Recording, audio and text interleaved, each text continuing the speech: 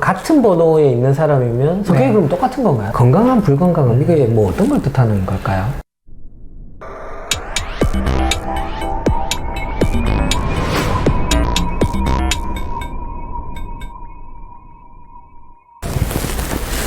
안녕하세요. 한국현대체면 마스터스쿨의 문동규 원장입니다. 김성현 실장입니다. 김성현 실장님 오늘도 이제 모셨는데요. 네. 지난번에 예고해드린 그 주제를 오늘 조금 다뤄보려고 합니다. 김성현 실장님 아시다시피 애니어그램 전문가시고 물론 체면 전문가이시기도 하십니다. 애니어그램과 관련해서 가족이나 이런 관계상담, 커플 또 이런 관계상담에 대해서 많이 진행을 해오셨고 단체 세션 뭐 이런 것들도 진행을 하고 계신데요. 애니어그램에서 번호가 지금 9개가 있잖아요. 네. 이 9개 번호가 예를 들어서 같은 번호에 있는 사람이면 성격이 그럼 똑같은 건가요? 그렇지는 않습니다. 이제 해석하는 방법에 따라서 성향적인 측면들이 이제 큰 틀에서 세분화되기는 하는데 네.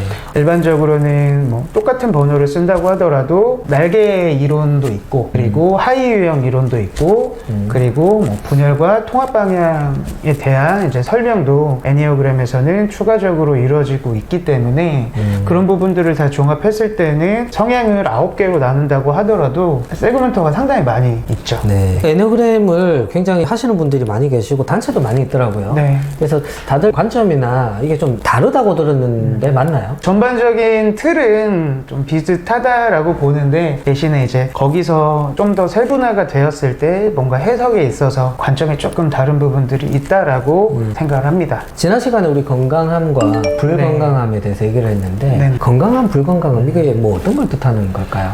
일단은 애니어그램은 또 한 번호들마다 발달 단계가 있습니다. 그래서 그 발달 단계에 따라서 정말 쉽게 표현을 하자면 내가 뭐 스트레스를 받고 있는 상태냐 아니면은 스스로를 정말 잘 케어하고 있는 상태냐 이렇게 볼 수는 있겠지만 하지만 또 이제 막상 이렇게만 놓고 보면은 안 되는 게 뭐냐면 발달 단계 위쪽으로 가 있는 상태에서도 내가 분열의 상태가 있을 수가 있기 때문에 그렇네요. 똑같은 분열이라도 일단 발달 단계에 따라서 사실은 그 사람한테서 풍겨지는 느낌이 완전 다를 수는 있습니다.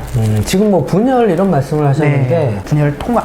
분열, 통합 뭐 이런 얘기를 하셨는데 그게 분열이면 좀 안 좋은 것 같고 통합이면 좋은 것 같은데 맞나요? 전 개인적으로 그렇게 생각하진 않습니다. 아, 그러면요? 그저 내가 스트레스가 정말 조금 덜한 건강한 상태 아니면은 내가 지금 뭔가 스스로 정말 이 에고라는 틀을 조금 더 많이 자각을 해야 되는 상태 정도로 저는 봅니다.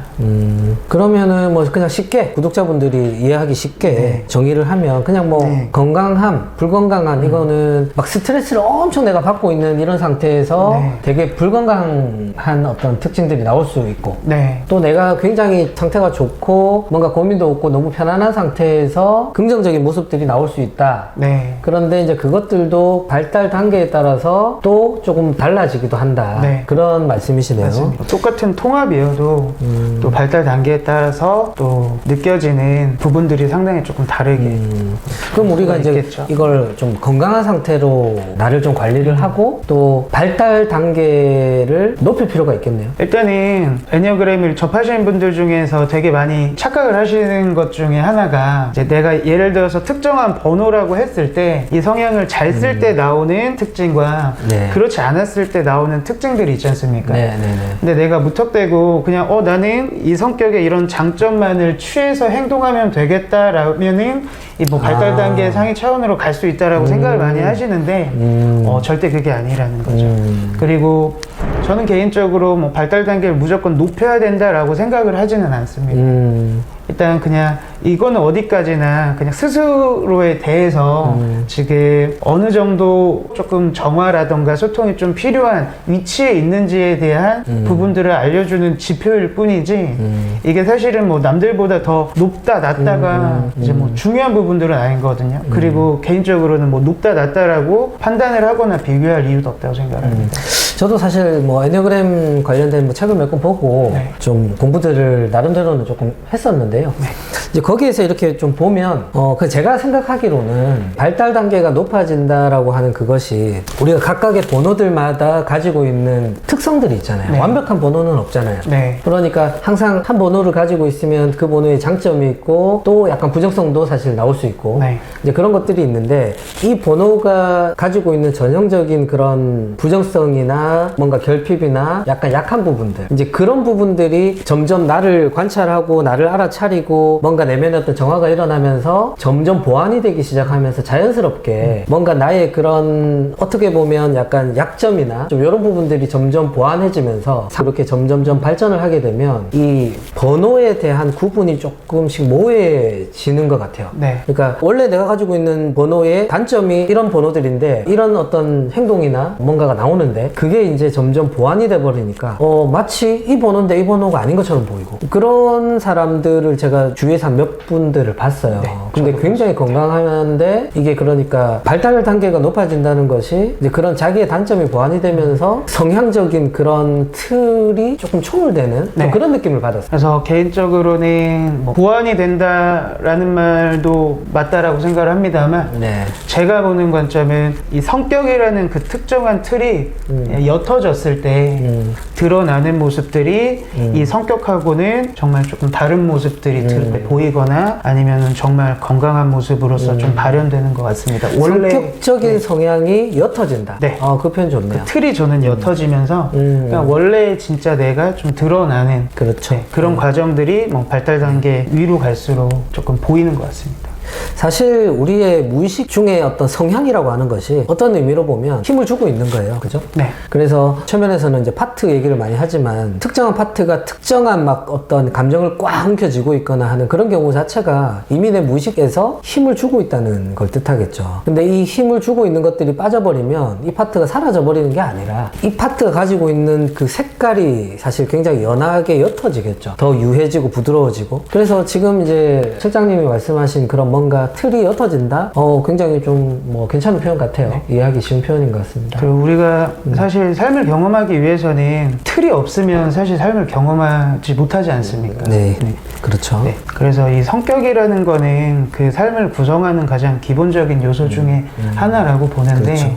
대신에 내가 이거를 얼마만큼 이 도구를 잘 활용하느냐에 따라서 삶을 경험하는 게 정말 많이 달라진다라고 생각을 합니다. 그래서 되게 그런 건강함을 유지하는 사람들이 자기 성격적인 어떤 틀에서 약간은 벗어나거나 이렇게 넘어서는 그런 모습들, 유연해지는 모습들, 네. 예, 그런 모습들을 많이 보일 수 네. 있겠네요. 맞습니다. 그래서 뭐 한 예로는 정말 유쾌하고 안 좋게 일반적으로 얘기를 하면 좀 산만할 수 있는 성격인 사람이 그런 사람이 내적인 탐구라던가 본인 성향을 파악하고 또 성장을 이뤄냈을 때에는 이런 틀이 옅어지면서 전혀 그런 모습과는 좀 다른 정반대의 성향인 것처럼 보이는 행동을 하시는 분들도 되게 아주 많더라고요. 원래는 가벼워 보이는 그런 성향인데도 중심이 약간 생기면서 네. 좀 묵직함을 같이 이렇게 가질 수 있는. 네. 그러니까 결국은 이게 굉장히 좀 유연하게 바뀌네요. 그죠? 네. 일종의 어떻게 보면은 그냥 회피를 하기 위해 자꾸 이제 외적인 부분에 좀 초점을 맞추다 보면은 이제 사람이 이제 산만해질 수 있잖아요. 정신 사나워질 수도 있고. 그런 성향을 가지고 있는 사람이라면 뭐 일반적인 사람들이 봤을 때는 뭐 애니어그램 조금만 하면 몇 번이다 라고 이제 파악할 수는 있을 것입니다. 하지만 이런 성향을 가진 사람이 내가 점점 더 유연해지고 이런 틀이 점점 옅어지면 전혀 다른 모습으로 드러날 수 있다라는 거죠. 하지만 그렇다고 해서 아까 전에 말씀해 주신 게 파트 테라피에서 파트가 사라지는 건 아니지 않습니까? 그렇죠. 그것처럼 성격이 없어지는 건 아니거든요. 그렇죠.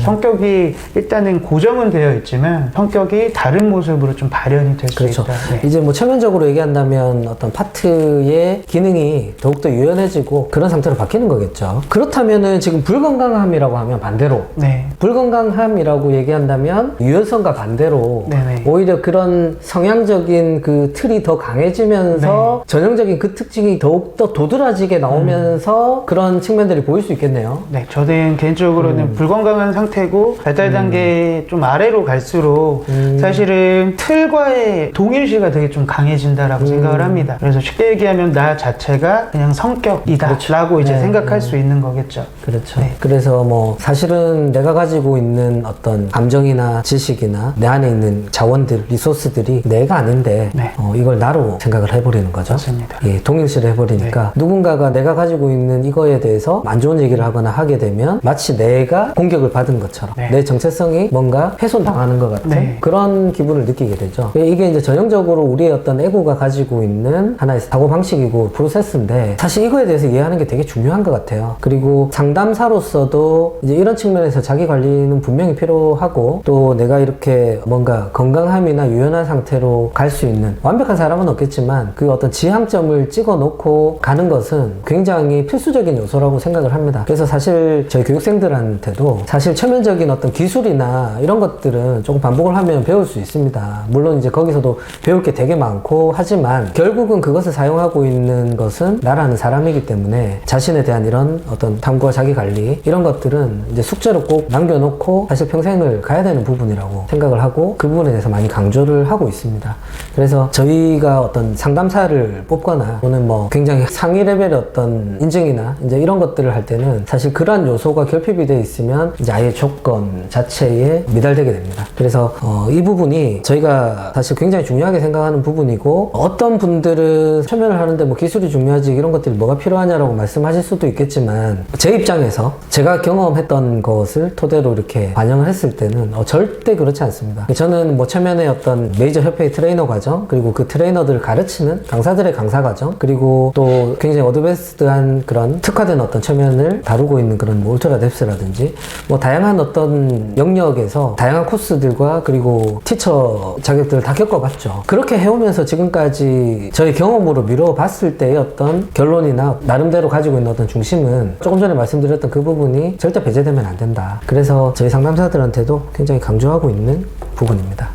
그래서 개인적으로는 스스로를 좀 성격이나 그 다른 것들로 사실은 좀 한계 짓지 않는 게 좀 중요하다라고 생각을 합니다.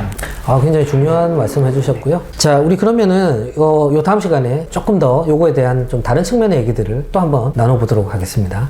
감사합니다.